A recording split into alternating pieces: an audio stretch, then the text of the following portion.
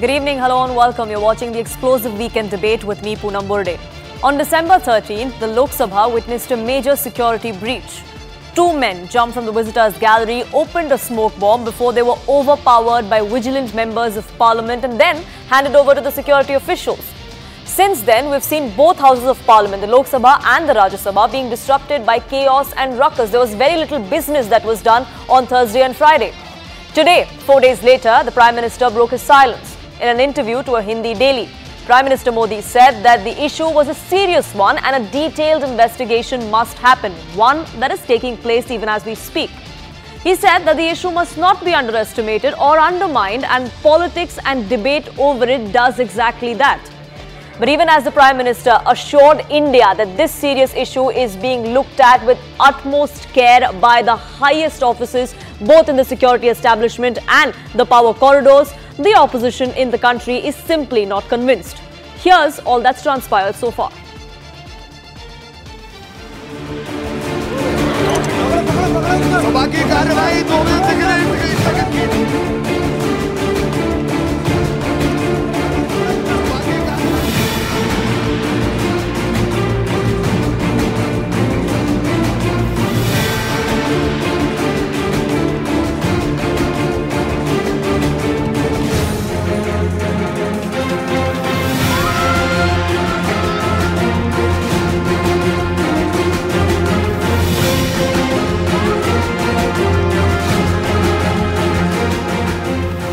प्रधानमंत्री अखबार को दे रहे हैं, गृह मंत्री एक टेलीविज़न चैनल को दे रहे हैं और हम दोनों से यही मांग कर रहे हैं कि टेलीविज़न चैनल या पत्र न्यूज़पेपर में डालने से पहले आप पार्लियामेंट में आकर बात करिए ना। We have one more week left of the parliament. Are we going to be seeing any business, or is this issue going to disrupt the remainder of the session as well? Joining me on this broadcast, spokesperson of the BJP, Tuhins, spokesperson of the Congress, Arshpreet Karyal is with us, Mohammad Tariq Khan of the Samajwadi Party, and MP Nathaniel, former IG of the CRPF, join us on this broadcast. Let me begin by asking Arshpreet Karyal. Mr. Karyal, we have 5 more days left in this particular session. There are several key bills that are expected to be brought up. One, of course, is the new criminal bills that is expected tomorrow by the Union Home Minister. Can we expect business to take place, or are we going to be seeing both houses being marred by ruckus once again like we saw over the last 2 days? Well, if the Bharatiya Janata Party were to stop underestimating this entire incident, the security breach that has taken place, the attack on India's democracy, maybe we would be able to proceed further, but the Bharatiya Janata Party clearly hasn't been able to answer the questions. Question number 1, Mr. Modi says that it's very important that we get into the depth of the matter to find a solution. Now, Poonam, how is it possible if they do not act against the Bharatiya Janata Party's MP that endorsed the individual that intruded into the house because of whom the security breach happened? There's been no inquiry against him. He has not been arrested yet. There has been no FIR. His membership has not been cancelled. He has not been interrogated. He has not been asked, did you have any knowledge of this or not? What relation did you have with these people, with these individuals that you endorsed? Were they your friend, your acquaintance, your relative? Who were they to you? Because the rules and guidelines categorically say, number 1, that the MP is responsible for the pass holder who is endorsing. Number 2, that the member can endorse either somebody who is personally known to him, one category. Second category is if there is an acquaintance of a person that he personally knows.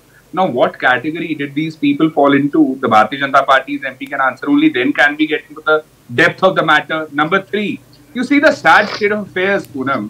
They haven't acted against their own MP who is at fault, but they have acted against the opposition MPs for demanding a debate and action against him. That is unfortunate. And then there's been no statement by the Home Minister. It's been days. I want to know from the Bharatiya Janata Party, why is the Home Minister quiet? What is the reason behind his silence? Because the Bharatiya Janata Party is used to these delays. In Manipur, when the law and order situation happened, 79 days the Prime Minister kept quiet.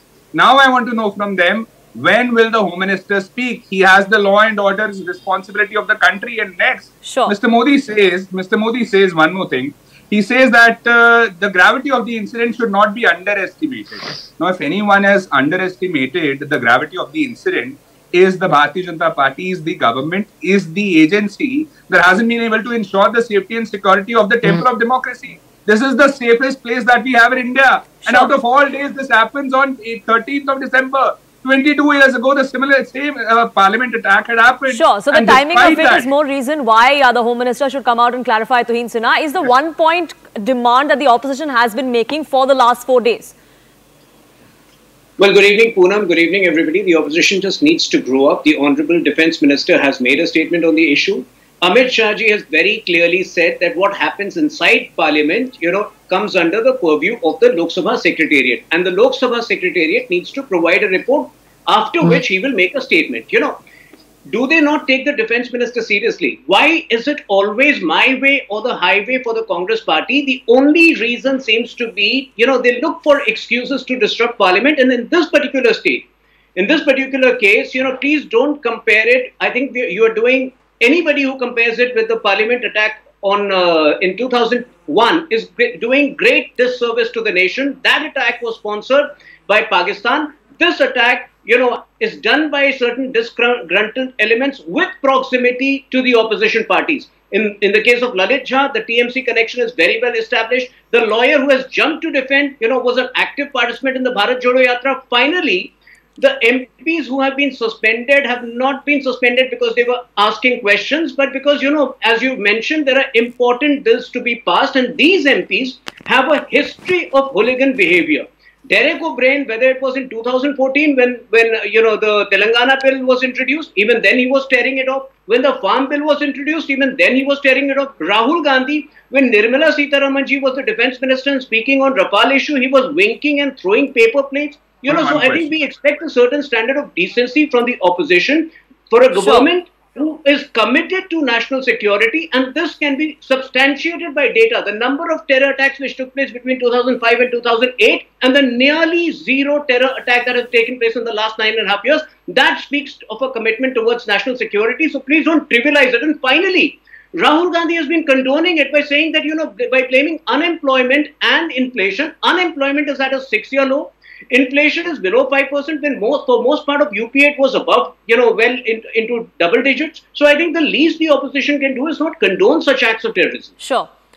Mr. Kadyal, before you respond, I also want to get in the other panelists who are with us. And Mohammad Tariq Khan, we've seen the united opposition really not really letting the House function, because they say unless the Home Minister comes out and gives a statement, we're not going to let this House function. But the Home Minister has come out and broken his silence. The Prime Minister today has spoken. Defence Minister like Tuhin Sinha has also spoken on the floor of the House. The Lok Sabha Speaker himself has also come out and assured the Parliament. He in fact has also written to the members of Parliament saying that the suspension and what happened on December 13th are not interlinked. Please don't interlink them. This is what the Lok Sabha Speaker has come out and said, not the government.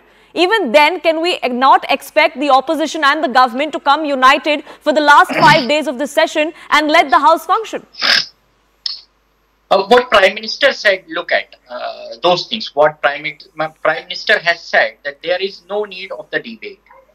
Now, when we look at democracy, what is the synonym of democracy?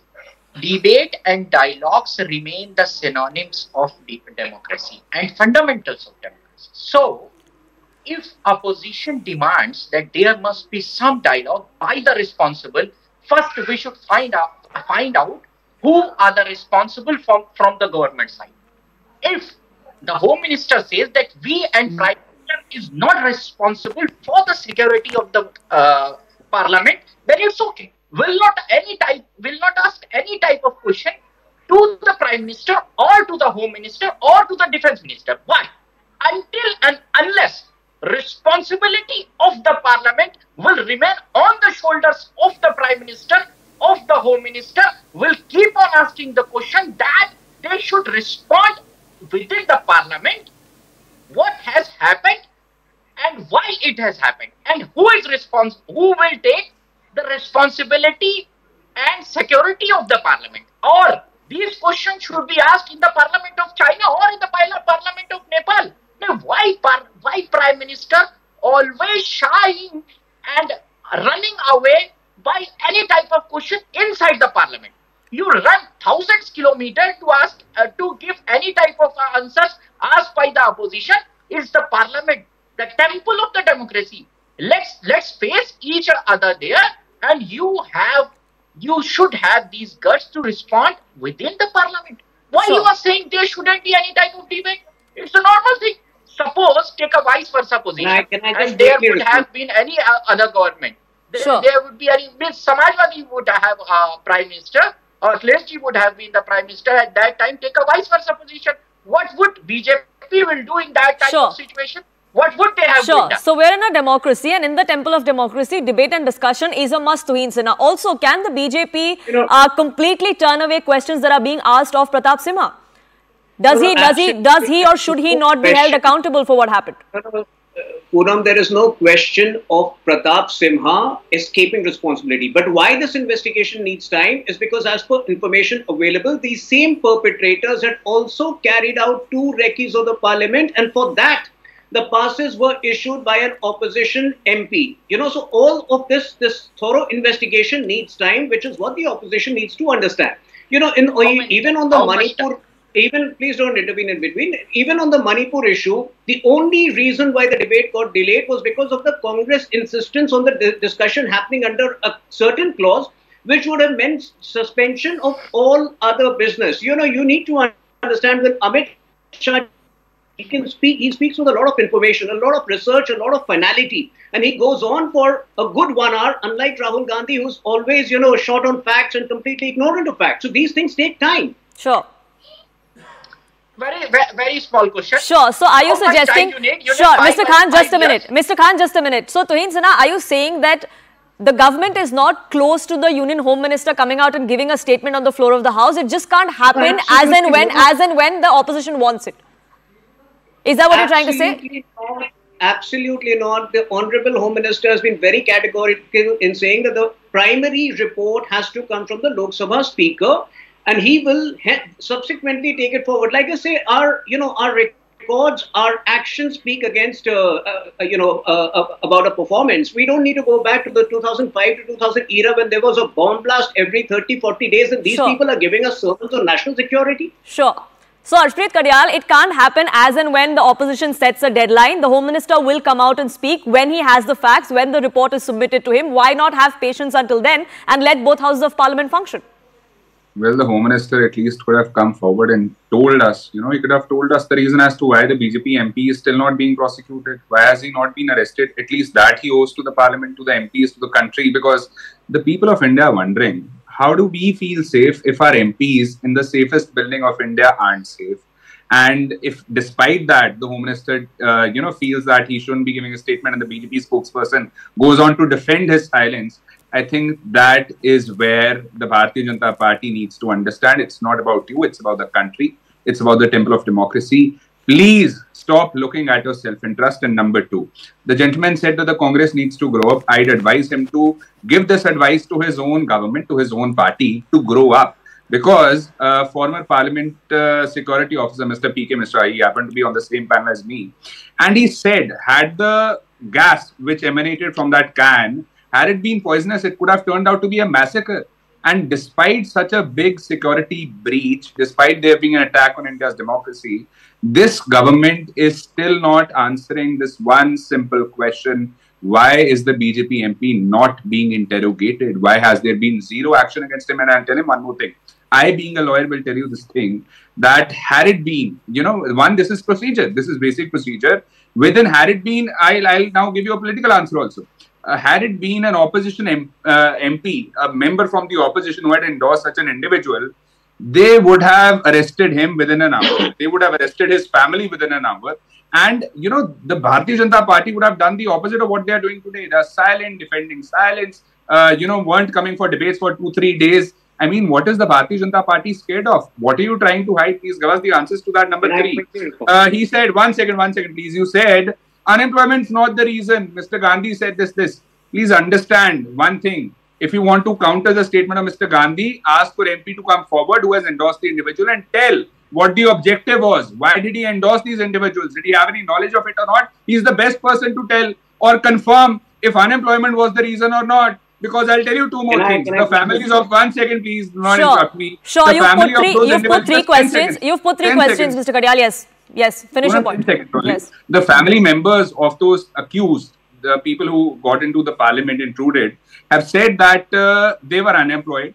And a PTI report, Press Trust of India's report, said that a Delhi police official who knows about the investigation has said that they were trying to convey a message. Now, what message it was? Who better than the Bharatiya Janata Party's MP that endorsed these individuals to confirm if what the message was, if it was unemployment, that was the reason, or if there was something else. Number three, I suggest him one thing to get his facts right. He said that the Manipur debate got delayed because of the opposition. Not just the debate got delayed. Mr. Modi did not even consider visiting Manipur. He rather went to Rajasthan because elections were there soon. So had there been elections coming up, in 15 days, 20 days, the Bharatiya Janata Party would have visited every place, would have said everything. But now there are no elections. So the Bharatiya Janata Party is taking it you've slow made and your point and let Tuhins now come in. But as far as Pratap Simha and his explanation is concerned, from what we know, he has in fact given his explanation to the Lok Sabha Speaker as per procedure. But since then, unfortunately, Tuhins, we haven't seen much of Pratap Simha, either in Parliament or outside. Well, he needs to be interrogated by the police, by the investigation agency. Mr. Gadal, you made your point. Tuhins, go ahead. Passes from Pratap Sinha. There is no doubt that there has been a lapse on the part of Pratap Sinha, but please try to understand, anybody with common sense would know that he has been used as a ploy, and that's exactly what I said. The investigation will cover his lapse as well as who were the MPs who provided the recce passes. Please don't intervene in between.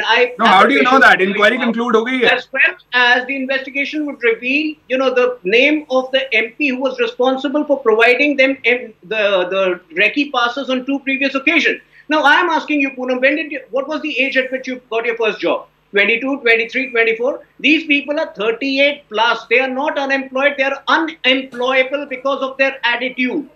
They are urban Naxals. Let me say this with responsibility. You don't find employment at 38. They should have been. They should have got employment when UPA government was in power at the age of 22, 23, 24. When you are unemployed at the age of 38, it's because of your attitude. Please don't blame it on unemployment. Terrorism cannot be justified in any way. You can pardon Rajiv Gandhi's killers, but please, the country is. Where are you going? And whatever be the issue, it is not acceptable to do what you did, irrespective of what your reason was. Taking law into your own hands, especially doing something like this in Parliament, is completely unacceptable, and all of them will be tried under the law of this land. I want to get in the former IG of the CRPF as well. Sir, we've heard the kind of politics you've heard over the last 15 minutes here for the last 4 days. Do you think this is something that undermines the real issue at hand? We're talking about our parliament. These are members who are elected by the people. Like someone else on the panel also said some time back, how do the Aam Aadmi feel safe if our members of parliament perhaps are not?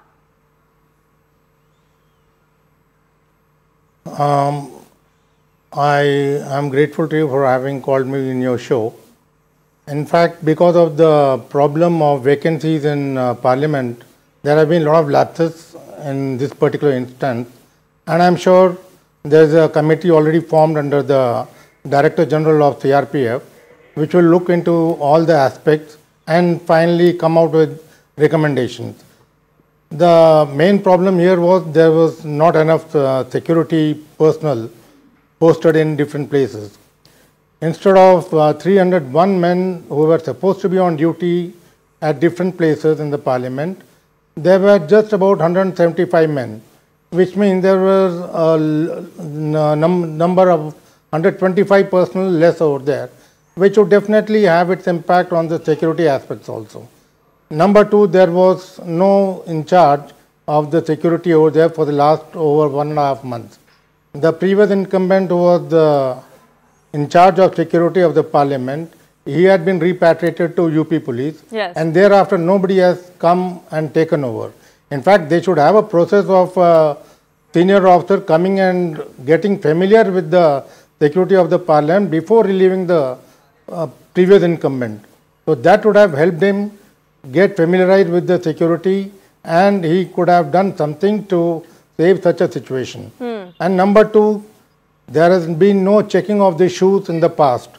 Suddenly, we come across a case where a person has a cavity in his shoes in which he had hidden these plastic smoke canisters. So this is an instance which is setting an example for all the security agencies that in future they'll have to look into this aspect also. Yes. That shoes should also be checked.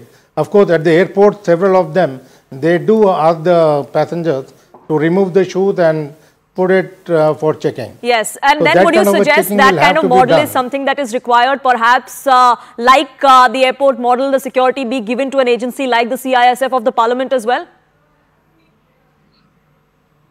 No, we already have a very strong contingent over there. We have a CRPF contingent, which is the Parliament Duty Group, Yes. which is headed by a DIG. And other than that, we have 2 other DIGs and an IG. The IG is not there right now, but they have 2 DIGs who look after the Parliament security.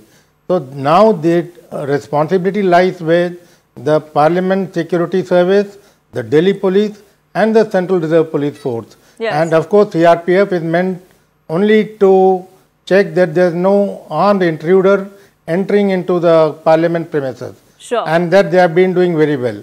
But here, as far as frisking and checking is concerned, that is left to the Delhi police personnel and the Parliament security personnel. So it Sure. is So multiple their agencies are responsibility. involved. And of Perhaps course there is they'll- some sort of gap within those multi-agencies as well, which is why we see something like this that has happened. This definitely is a lesson to be learned here. There is a lesson to be learned here as far as security is concerned, as far as the politics is concerned as well. We will unfortunately see this issue in both houses of Parliament from tomorrow once again when it resumes, whether business is held to ransom by either sides owing to what has happened last week. That is something that remains to be seen, but unfortunately I'm completely out of time and I have to leave it at that. I thank you all gentlemen for joining us here on this broadcast here on CNN News 18.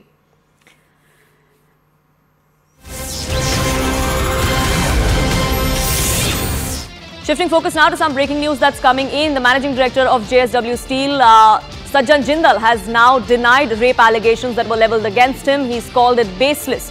A statement has now been issued which says that these allegations are false and completely baseless.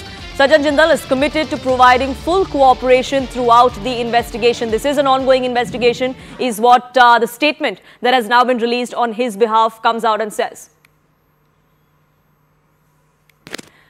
Remember, the statement comes after Mumbai police registered an FIR in connection with allegations of rape and sexual exploitation that were leveled against Sajjan Jindal by a woman in Mumbai. The FIR was filed at the Bandra Kurla Complex Police Station. This statement has now come in response of that FIR where Mr. Jindal, the managing director of JSW Steel, has now come out and said that not only are these allegations false and baseless, in fact, he is ready to cooperate with the investigation at any level that there is, also requesting for privacy of the family to be maintained.